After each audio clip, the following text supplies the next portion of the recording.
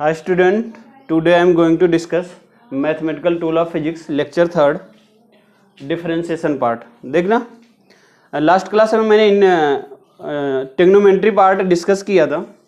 अभी मैं डिस्कस करने वाला हूँ डिफरेंशिएशन पार्ट। देखना डिफरेंशिएशन होता क्या है। अगर हम डिफरेंशिएशन को डिफाइन करें तो सीधा सीधा बोल सकते हैं डिफरेंशिएशन जो होगा वो हमारा क्या होगा, डिफरेंस बताएगा। किन्हीं दो पॉइंट के बीच का डिफरेंस किसी और फंक्शन के रिस्पेक्ट में या किसी और वेरिएबल के रिस्पेक्ट में हम बोलें तो वो बोला जाएगा क्या, हमारा डिफरेंशिएशन बोला जाएगा। देखना सबसे पहली बात डिफरेंस क्या है। डिफरेंस अगर मैं बोलूँ तो बोला जाएगा ये अगर कोई लाइन है और यहाँ पर मैं लिख दूँ वो x1 लिखा हुआ और यहाँ पर x2 लिखा हुआ है, तो अगर मैं बोलूँ यहाँ से इस लाइन का लेंथ कितना होगा तो इसका लेंथ बताने के लिए आप करोगे कितना, x2 minus x1। For example मैं दे देता हूँ यहाँ पर 10 लिख दिया, यहाँ पर 20 लिख दिया, तो इसका लेंथ हमको बताने के लिए कितना लिखोगे, 20 माइनस 10, ये हमारा आ जाएगा 10। ठीक है, इस तरीके से आप लिखोगे। ऐसे इधर भी हमारा क्या, डिफरेंस निकालने के लिए ये लिखोगे। डिफरेंस को हम अच्छे से अगर लिखे तो इसको हम लिख सकते हैं कितना, डेल्टा एक्स। मतलब क्या, अगर हम बोले दो नंबर का डिफरेंस अगर मुझे लिखना है तो इसका मतलब क्या, डेल्टा। या हम दो वेरिएबल का डिफरेंस लिखे तो उसको कितना लिख सकते हैं, डेल्टा। इस टाइप से हम लिख सकते हैं। अब देखना ये हमारा एक्स क्या, कोई वेरिएबल क्वांटिटी है। अगर इस वेरिएबल क्वांटिटी को किसी और वेरिएबल के साथ में, किसी और वेरिएबल के रिस्पेक्ट में लिखा जाए तो उसको लिख सकते हैं कितना। देखना अगर मैं बोलूं क्या, वेलोसिटी, वेलोसिटी इक्वल टू होता डिस्प्लेसमेंट अपॉन टाइम, ये फार्मूला होता। डिस्प्लेसमेंट को अगर लिखना चाहूं तो डिस्प्लेसमेंट को देखना क्या लिख सकते हैं, यहां से यहां का लेंथ, ये अगर क्या शॉर्टेस्ट डिस्टेंस है तो इसको हम बोल सकते हैं क्या, ये हमारा डिस्प्लेसमेंट होगा। इसका मतलब क्या हुआ, ये पहला पोजीशन था और ये कौन सा है, फाइनल पोजीशन। ये इनिशियल और ये फाइनल पोजीशन, तो इसका मतलब किया क्या इसने, केवल पोजीशन का चेंज किया। तो यहां से हम डिस्प्लेसमेंट को सीधे सीधे लिख सकते हैं क्या, change in position divided by change in time, इतना लिख सकते हैं। अगर हम बोले यहाँ का टाइम पहले t1 था, बाद में यहाँ का टाइम t2 कुछ हो गया, तो यहाँ से हम लिख सकते हैं क्या, चेंज इन पोजीशन को कितना, x2 माइनस x1, और चेंज इन टाइम को क्या लिख सकते हैं, t2 माइनस t1। और इस तरीके से x2 माइनस x1 को क्या लिख सकते हैं, डेल्टा x। तो इसको हम लिख दिए डेल्टा x, और t2 माइनस t1 को क्या लिख सकते हैं, डेल्टा t। तो ये हमारा जो बनेगा ये कुछ हमारा डिफरेंशिएशन टाइप से बन गया। ठीक है, लेकिन अभी मैं बोलूँ एग्जैक्टली क्या ये डिफरेंशिएशन है तो अभी बोल सकते हैं नहीं, ये एग्जैक्टली डिफरेंशिएशन नहीं है।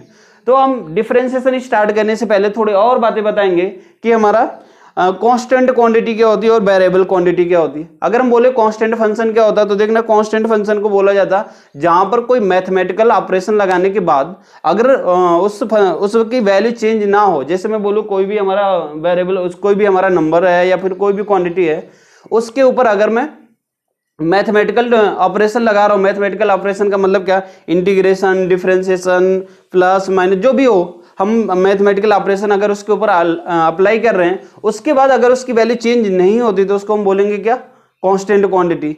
फिर से सुनना क्या, अगर हम बोले कोई भी हमारा नंबर है या कोई भी हमारा क्वांटिटी है, उस क्वांटिटी के ऊपर अगर हम मैथमेटिकल ऑपरेशन लगाए, मैथमेटिकल ऑपरेशन लगाने के बाद उसकी वैल्यू अगर चेंज नहीं होती तो उसको हम बोलेंगे क्या, कांस्टेंट क्वांटिटी बोलते हैं। वेरिएबल क्वांटिटी क्या होती है, वेरिएबल क्वांटिटी बोली जाती है कि जिसकी वैल्यू बार बार चेंज होती रहे, हर एक पॉइंट पे उसकी वैल्यू क्या हो, अलग अलग हो, तो हम बोलेंगे वो क्वांटिटी हमारी क्या है, वेरिएबल क्वांटिटी। या फिर हम बोल सकते हैं क्या, जिसके ऊपर mathematical operation such that integration, differentiation apply करने के बाद अगर उसकी वैल्यू चेंज हो रही है तो हम वो उसको बोलेंगे क्या, वेरिएबल क्वांटिटी है। लेकिन अगर वैल्यू चेंज नहीं होगी मैथमेटिकल ऑपरेशन लगाने के बाद तो उसको क्या बोलेंगे, कांस्टेंट क्वांटिटी बोलेंगे। तो अब हम बात करते हैं थोड़ा सा फंक्शन का। देखना फंक्शन क्या, थोड़ा अच्छे से लिखते हैं।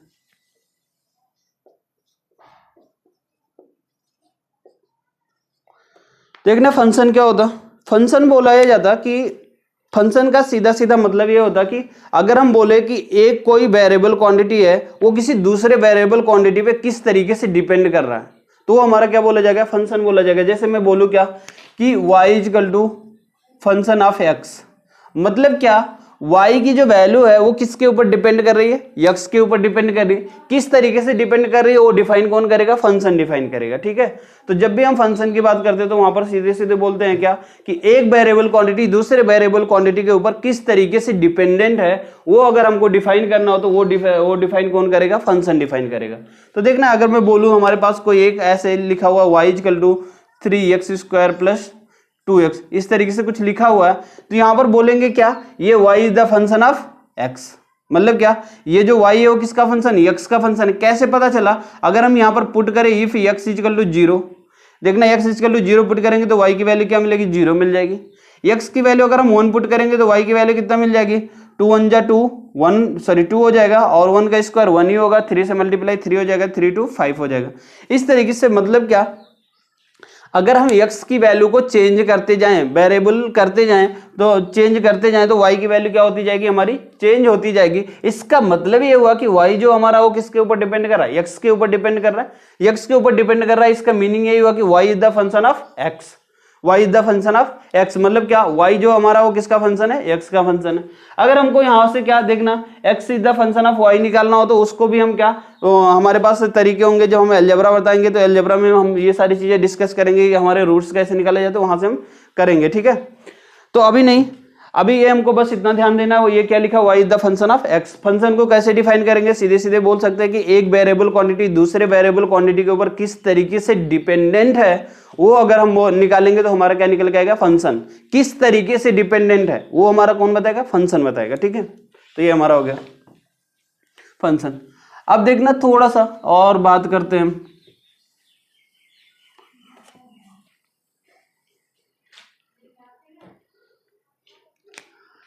देखना अगर मैं बोलूं ये कोई ग्राफ है, इधर x एक्सिस ले दिया, इधर हमने y एक्सिस ले लिया, और इधर एक ग्राफ बना है इस तरीके से, एक मिनट में थोड़ा छोटा ग्राफ, ठीक है सही है, और एक ग्राफ मैंने इधर बना लिया, इधर हमारा x एक्सिस हो गया, इधर y एक्सिस हो गया, और ये ग्राफ कुछ ऐसा है, ठीक है, इस तरीके से ग्राफ बनाया। देखना हमने दो ग्राफ बनाया, एक ग्राफ हमारा ये हो गया, दूसरा ग्राफ ये हो गया। अब दोनों ग्राफ में अगर हम स्लोप निकाले तो देखना दोनों ग्राफ में स्लोप कैसे निकालेंगे। स्लोप निकालने के लिए हम बोलते हैं क्या है कि x एक्सिस के साथ जो एंगल बनेगा वही हमारा क्या होगा, स्लोप बन जाएगा। तो देखना x एक्सिस के साथ ये एंगल कितना बनना है, थीटा बनना है, ये हमारा स्लोप हो जाएगा। अगला क्या, अगला हम यहाँ से देखना कुछ ऐसे मिलाएं तो यहाँ भी एंगल बनेगा, ऐसे ही इधर से मिला दें ऐसे तो कुछ यहाँ से भी एंगल बनेगा। देखना अगर सब जगह एंगल क्या सेम बन रहा है तो इसको बोलेंगे क्या, ये हमारा क्या है, कांस्टेंट। ये हमारा ग्राफ कैसा है, कांस्टेंट ग्राफ है, मतलब क्या, इसका स्लोप कैसा है, कांस्टेंट है। और स्लोप को कैसे लिखते हैं हम, slope equal to tan theta, ये होता ना, मतलब क्या, जो हमारा tan थीटा होगा वही हमारा क्या दिखाएगा, स्लोप दिखाएगा। अब देखना इसमें अगर हम आ जाए, इसमें अगर हम बोले यहां पर स्लोप निकालने के लिए, तो यहां पर स्लोप देखना कुछ θ1 है। अगर हमको स्लोप यहां कहीं पर निकालना मान लो, तो स्लोप यहां पर निकालने के लिए हम करते क्या, सबसे पहले हम एक टेंजेंट ड्रॉ करते हैं। टेंजेंट ड्रॉ करेंगे, देखना मैंने एक टेंजेंट ड्रॉ किया, ये यहां पर आके टच किया इसको। टेंजेंट का मतलब सबको समझ आता होगा कि ये क्या करे, केवल टच करे। टेंजेंट ड्रॉ करने के बाद देखना यहां से ये लाइन बनाया, ये टेंजेंट के साथ कुछ एंगल बनाएगा। अगली बार अगर हम देखें यहां से हमने कुछ टेंजेंट बनाया, मिनट इसके इससे बनाते हैं,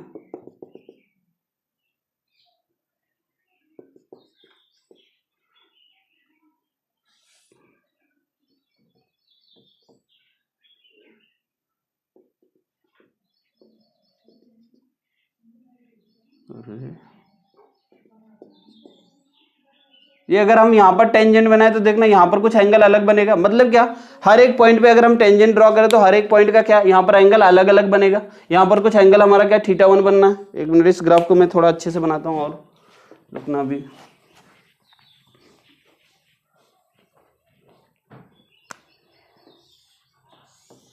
इधर हमारा x हो गया, इधर हमारा y हो गया, और ये हमारी कोई वेरिएबल फंक्शन हो गया या वेरिएबल ग्राफ हो गया।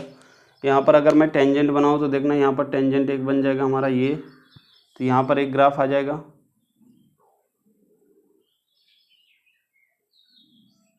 ये बना हमारा टेंजेंट, ये ग्राफ आया। यहाँ पर कुछ एंगल हमारा θ1 बना था, यहाँ पर θ2 बन जाएगा।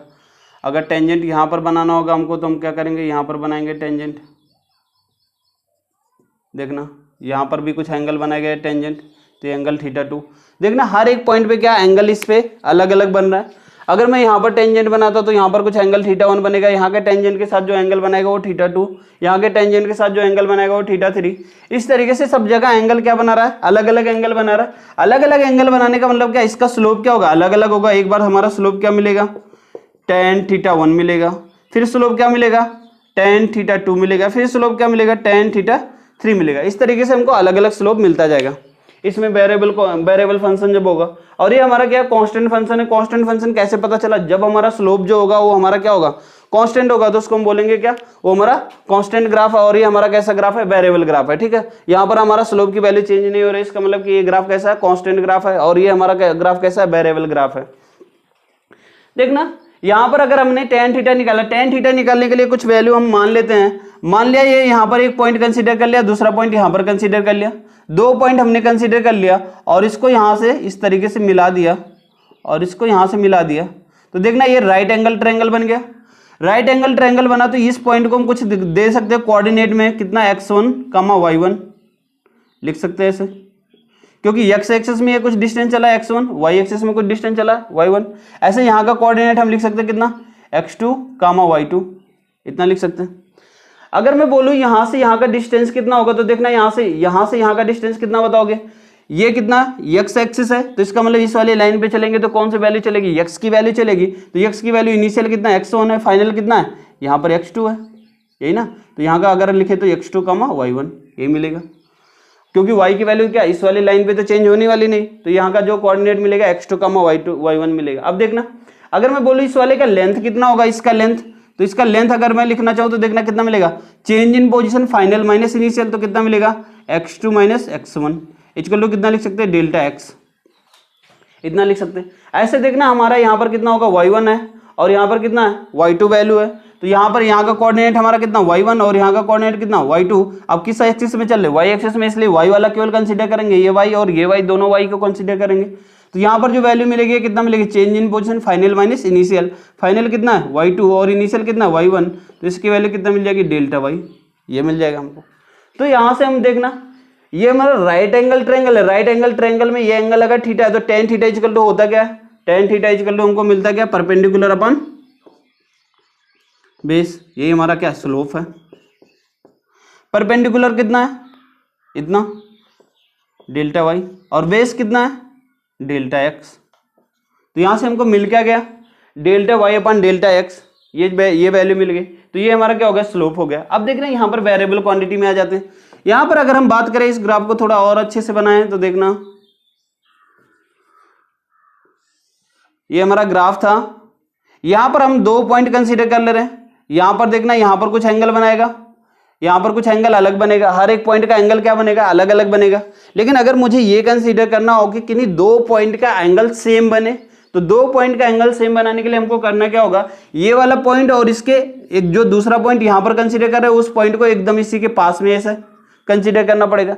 तब क्या होगा, एंगल अप्रॉक्सीमेट सेम होगा, एग्जैक्टली सेम नहीं होगा लेकिन अप्रॉक्सीमेट क्या होगा, सेम होगा।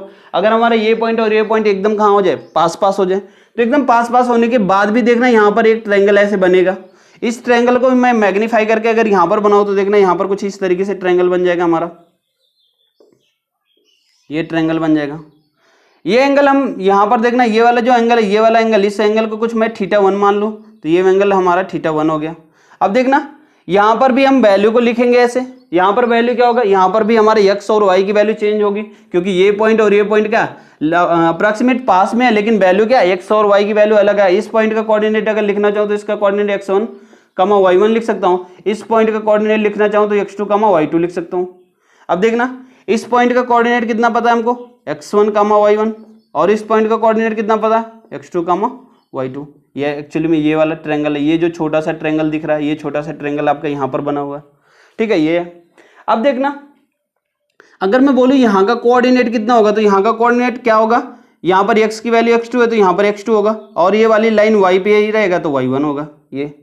अब देखना यहाँ पर अगर मैं स्लोप निकालना चाहूँ इसके लिए, तो स्लोप क्या निकल के आएगा, स्लोप इक्वल टू मिलेगा हमको tan थीटा, और tan थीटा की वैल्यू कितना मिलेगी, x2 minus x1, tan theta equal to perpendicular upon base. Perpendicular निकालेंगे तो कितना मिलेगा, ये y2 माइनस y1, और ये कितना मिलेगा x2 माइनस x1, क्योंकि ये x axis final minus initial, y axis final minus initial, तो यहाँ से मिलेगा y2 minus y1 divided by x2 minus x1। अब देखना थोड़ा समझना यहाँ पर, ये वैल्यू हमारी मिल जाएगी सब मिला के, इसको हटा देते हैं, ये वैल्यू हमारी मिल जाएगी सब मिला के डेल्टा y अपन डेल्टा x। देखना यहाँ से अब ये हमारा जो मिला delta y upon delta x, ये वैल्यू को हम बोल सकते हैं क्या, यहाँ पर बहुत ही स्मॉल वैल्यू है। क्यों? क्योंकि ये दोनों पॉइंट क्या बहुत पास पास हैं, ये दोनों पॉइंट पास पास में है। तो देखना ये वाली वैल्यू कंपेयर करें यहाँ से, ये वाली वैल्यू बहुत ज्यादा है, ये वाली वैल्यू क्या बहुत कम है। बहुत कम होने का मतलब क्या, डेल्टा एक्स की वैल्यू लगभग जीरो होगा। जीरो एग्जैक्टली नहीं होगा कि जीरो ही वैल्यू हो जाए, वो क्या होगा लगभग जीरो होगा, टेंस करेगा जीरो की तरफ। तो वही चीजें हम यहाँ से लिखना चाहें तो यहाँ से हम लिख सकते हैं क्या, देखना slope equal to tan theta equal to limit delta x की वैल्यू किधर जा रही है, जीरो की तरफ टेंस कर रही है। तो delta x tends to be zero, delta y upon delta x, इतना लिख सकते हैं। देखना ये जो हमको मिला ये हमारा क्या मिल गया, इंस्टेंटेनियस वैल्यू मिल गया। इसको हम बोलते हैं क्या, इंस्टेंटेनियस वैल्यू बोलते हैं। इंस्टेंटेनियस वैल्यू क्यों बोलते हैं, क्योंकि ये कोई पर्टिकुलर इंस्टेंट में हुआ है। पर्टिकुलर इंस्टेंट का मतलब क्या, बहुत कम टाइम में या बहुत कम डिस्टेंस में ऐसा कुछ वैल्यू ऐसा कुछ हुआ है, तो इसलिए इसको क्या बोलेंगे, इंस्टेंटेनियस बोलेंगे। और ये हमारी जो वैल्यू निकल के आती है delta y upon delta x, अगर delta x tends to be zero है तो इसको हम बोलते हैं क्या, d y over D x, इस तरीके से हम लिखते हैं। और ये हमारा क्या है, डिफरेंशिएशन है। ठीक है, ये हमारा क्या है, डिफरेंशिएशन। तो जो हमारा डिफरेंशिएशन होगा वो किस तरीके से निकल के आएगा, इस तरीके से निकल के आएगा। मतलब क्या हुआ, डिफरेंशिएशन का भी मीनिंग हमारा क्या है, डिफरेंस ही है, बट वो डिफरेंस कैसा होना चाहिए, बहुत ही स्मॉल होना चाहिए। क्यों? क्योंकि delta x tends to be zero, इसका मतलब क्या, ये डेल्टा एक्स की वैल्यू क्या बहुत कम है। इक्वल टू जीरो नहीं लिखा, इक्वल टू जीरो का मतलब होता है वो डेल्टा एक्स की वैल्यू जीरो ही है, लेकिन टेंड्स टू बी जीरो का मतलब होता है कि डेल्टा एक्स की वैल्यू जीरो हो सकता है। मतलब क्या, वो जीरो नहीं है एग्जैक्टली, लेकिन जीरो की तरफ बढ़ रहा है। जीरो की तरफ बढ़ने का मतलब क्या हुआ, वो वैल्यू लगभग जीरो है, एग्जैक्टली जीरो नहीं है। तो ये हमारा क्या मिल जाएगा, d y over D x. तो जहां पर भी आप डिफरेंशिएशन पढ़ोगे वहां पर हमेशा मिलेगा क्या, d y over D x, या फिर ऐसे मिलेगा क्या, ये वाई फंक्शन का हमने डिफरेंशिएशन किया इसलिए हमको क्या मिला, d y over D x मिला। किसके रिस्पेक्ट में किया, एक्स के रिस्पेक्ट में किया, इसलिए हमको d y over D x मिला। ऐसे अगर हम क्या बोलते हैं, वाई फंक्शन का डिफरेंशिएशन हम करना चाहते हैं किसके रिस्पेक्ट में, टी के रिस्पेक्ट में। मतलब क्या, ये ग्राफ अगर हम वाई और टी के बीच में गिराए तो हमारा ये ग्राफ, ये यहाँ पर क्या आएगा, वाई आएगा और नीचे क्या आ जाएगा, टी आ जाएगा। देखना वही चीजें तो लिखा है इधर। इधर अगर हम टी कर दे तो एक्स की जगह पर क्या आ जाएगा, टी आ जाएगा। इधर अगर हम कुछ और कर दें, मान लो ए कर दिया तो यहाँ पर क्या आ जाएगा, ए आ जाएगा। तो इसी तरीके से हमारा चलता रहेगा। ठीक है, इस तरीके से हमारा पूरा डिफरेंशिएशन चलता रहेगा। ठीक है, तो ये हमारा क्या है, डिफरेंशिएशन है। अब देखना इससे रिलेटेड कुछ फॉर्मूले हैं, वो फॉर्मूले हम करवाते हैं वन बाय वन करके। देखना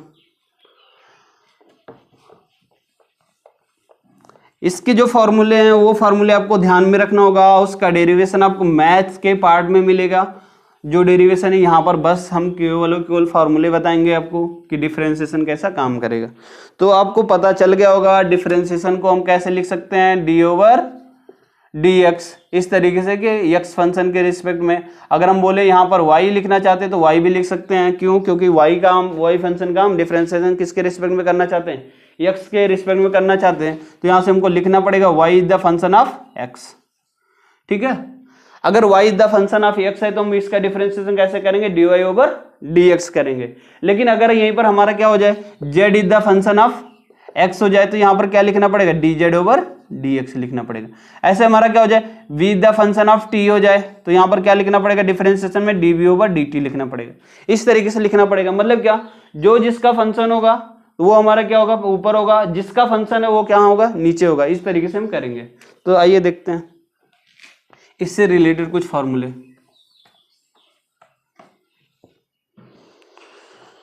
सबसे पहला फॉर्मूला देखना, अगर हम बोले हमारे पास इस तरीके से कुछ है,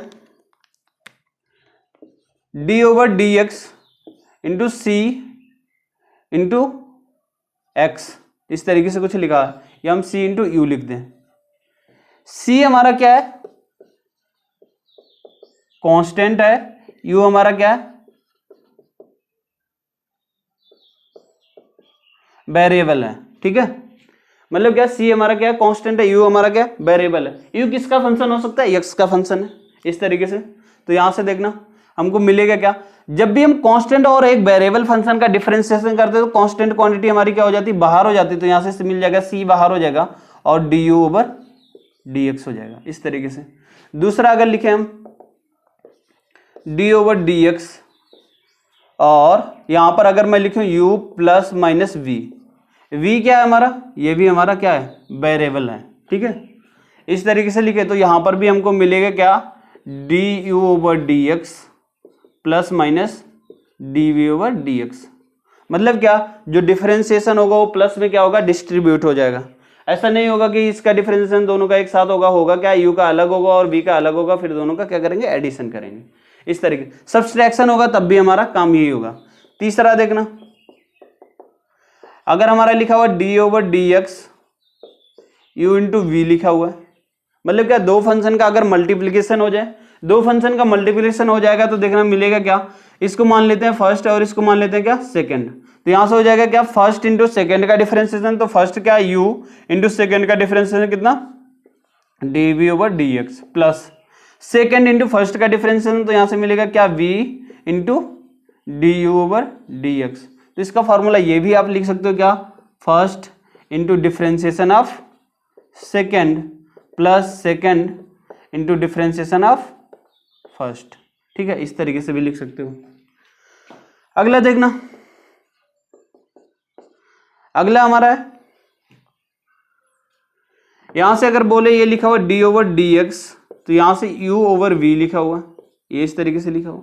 तो यहां से इसका अगर हमको करना होगा तो देखना होगा क्या, ये जो नीचे वाला होगा इसका मल्टीप्लिकेशन होगा और ऊपर वाले का डिफरेंशिएशन होगा पहली बार में du/dx, फिर माइनस साइन आएगा, फिर क्या यहाँ पर हमारा u होगा और यहाँ पर क्या मिलेगा, dv/dx मिलेगा, डिवाइडेड बाई जो मिलेगा इसका होल स्क्वायर मिलेगा।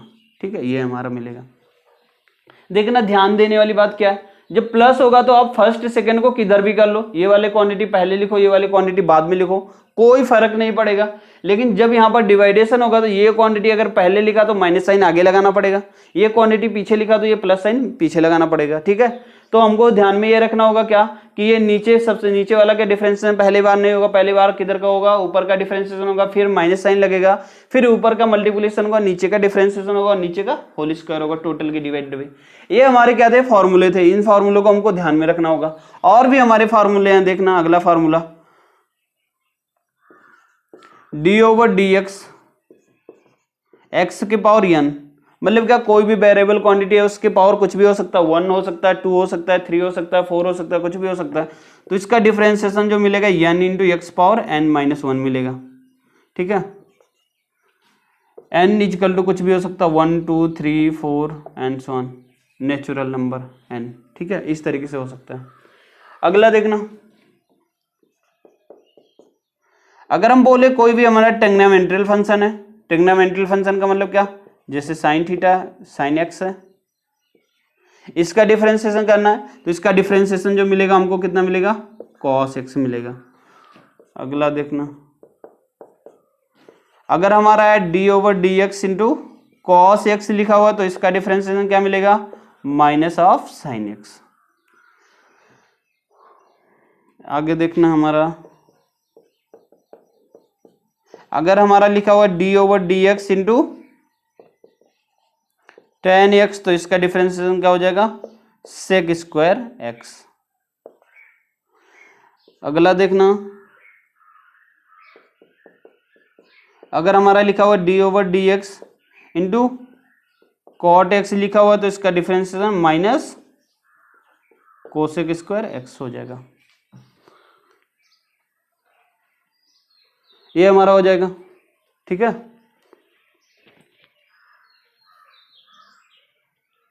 आगे देखना, इसके आगे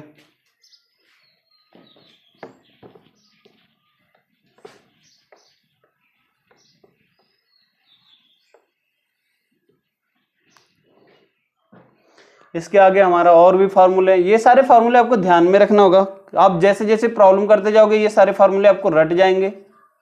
देखना, d/dx cot x हो गया। अगर हम बोले क्या, हमारा लिखा हुआ sec x, तो इसका क्या होगा, इसका होगा sec x into tan x, ये हो जाएगा। अगला फार्मूला, अगर हमारा लिखा हुआ d/dx इंटू cosec x तो इसका हो जाएगा कितना, minus cosec x into cot x, ये हो जाएगा। इसके बाद अगला, अगर हमारा लिखा हुआ d/dx into log e base x तो इसका डिफरेंशिएशन हो जाएगा 1/x। अगर हमारा ये लिखा हुआ है d/dx और e⁻x लिखा हुआ है एक्सपोनेंशियल फंक्शन, तो इसका डिफरेंशिएशन हमारा यही होगा।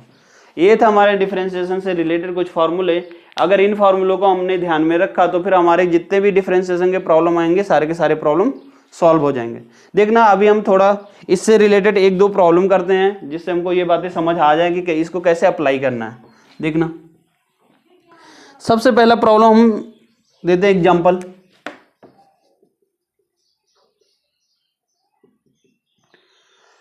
y equal to x² plus x³ इस तरीके से दे दिया और बोला क्या, फाइंड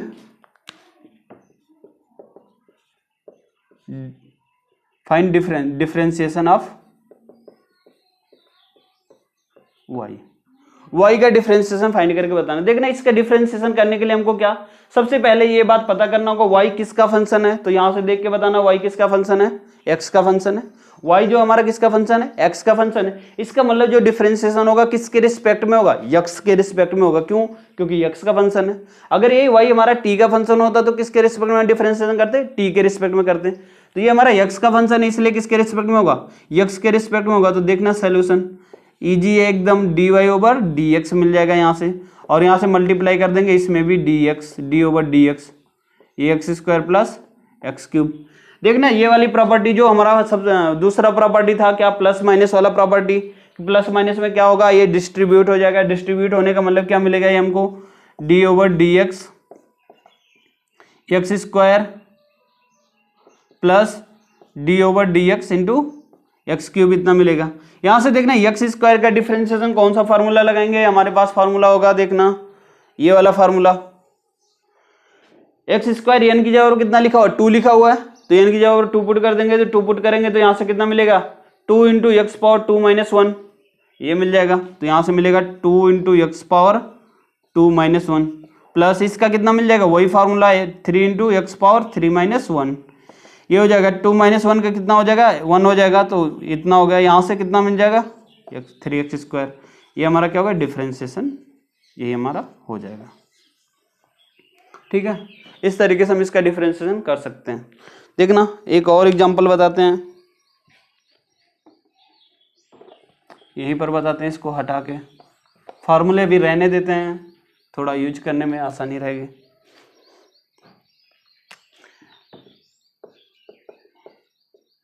देखना एग्जाम्पल 2, सेकेंड नंबर का एग्जाम्पल क्या हमने दे दिया, y is the function of 3x⁴ plus e⁻x, कुछ इस तरीके से दे दिया। इसका हमको डिफरेंशिएशन करना है। इसका डिफरेंशिएशन करने के लिए देखना हम करेंगे क्या, इसका डिफरेंशिएशन करने के लिए हमारे पास वही dy/dx इधर करेंगे, इधर से क्या करेंगे d/dx मल्टीप्लाई करेंगे कितना 3x⁴ प्लस e⁻x इतना कर देंगे। यहां से देखना इसका मल्टीप्लाई करेंगे तो मल्टीप्लाई करेंगे कितना हो जाएगा d/dx into 3x⁴ plus d/dx into e⁻x इतना हो जाएगा। इस तरीके से हम करेंगे। देखना यहाँ से 3 क्या है, हमारा कांस्टेंट क्वांटिटी है। फर्स्ट वाला फार्मूला कांस्टेंट और वेरिएबल के साथ जो था वो कांस्टेंट किधर चला जा रहा था, बाहर की तरफ आ रहा था, तो इसको हम बाहर कर लेंगे 3, और यहाँ से कितना मिलेगा d/dx into x⁴ plus d/dx into e⁻x इतना हो जाएगा। देखना यहाँ से 3x⁴ का डिफरेंशिएशन ये वाला फार्मूला, यहाँ से कितना आ जाएगा, n का मल्टीप्लाई हो जाएगा तो कितना आ जाएगा यहाँ से 5 इंटू x⁻n - 1 5 - 1 कितना हो जाएगा 4, तो x⁴ हो गया प्लस e⁻x का डिफरेंशिएशन। यहाँ से देखना e⁻x का डिफरेंशिएशन सेम तो सेम ही रहेगा। यहाँ से मिल जाएगा कितना 15x⁴ प्लस e⁻x ये हो जाएगा हमारा आंसर। इस तरीके से हम इसका डिफरेंशिएशन कर सकते हैं। ठीक है, ऐसे एक हम डिवाइड का और मल्टीप्लाई का ले लेते हैं एक एग्जांपल।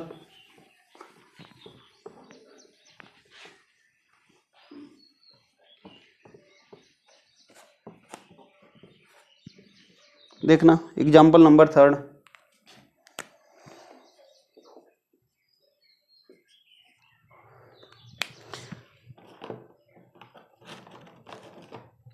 देखना एग्जांपल 3 यहां से हम लिखते हैं y इक्वल टू कुछ sine x divided by log E base x, इस तरीके से कुछ ले लिया। देखना डिवाइडेशन का हमने क्या बताया था, डिवाइडेशन का ये बताया था हमने differentiation D over D x, नीचे वाले का मल्टीप्लाई पहले तो नीचे वाले का मल्टीप्लाई, डिफरेंशिएशन किसका, ऊपर वाले का, तो D over D X into sine x हो गया, ठीक है। माइनस साइन के साथ ऊपर वाले का आपकी बार मल्टीप्लीकेशन और किसका डिफरेंशिएशन, जो नीचे वैल्यू है log ई बेस एक्स, ठीक है। इतना डिवाइडेड बाई डिनोमिनेटर का क्या हो जाएगा, इसका स्क्वायर हो जाएगा, तो यहाँ से मिल जाएगा log ई बेस एक्स का होल स्क्वायर, ये मिल जाएगा हमको। देखना अब इसका डिफरेंशिएशन करना है, जो ये है इसका तो डिफरेंशिएशन होना नहीं है क्योंकि ये हमारा क्या बाहर क्वांटिटी लिखा डिफरेंशिएशन से पहले, तो ये जैसे एज इट इज रहेगा। साइन एक्स का डिफरेंशिएशन क्या बताया था अभी, साइन एक्स का डिफरेंशिएशन कॉस एक्स बताया था, तो मल्टीप्लाई कितना हो गया, कॉस एक्स हो गया, माइनस इधर से हमारा कितना रहेगा, साइन एक्स ही रहेगा। log ई बेस एक्स का डिफरेंशिएशन क्या बताया था, 1/x, इतना बताया था। यहाँ से हमारा हो गया log ई बेस एक्स इतने का होल स्क्वायर। कुछ लोग का दिमाग चलेगा, देखना क्या दिमाग चलेगा, कुछ लोग का दिमाग ये चलेगा कि हम क्या करें, इधर भी x लिखा इधर भी x लिखा है, कट कर दें। ऐसा नहीं करना है। क्यों नहीं करना है, क्योंकि ये हमारा कोई फंक्शन है, फंक्शन के साथ में x लिखा हुआ है, ये हमारा x इसके साथ कैंसिल नहीं होगा, इतना ध्यान में देना। ये हमारा क्या होगा, इसका डिफरेंशिएशन, बस इतना ही करना है, ठीक है। इसके बाद हमारा डिफरेंशिएशन का पार्ट खत्म होता है। अब हमारा चलेगा क्या, इंटीग्रेशन, देखते हैं।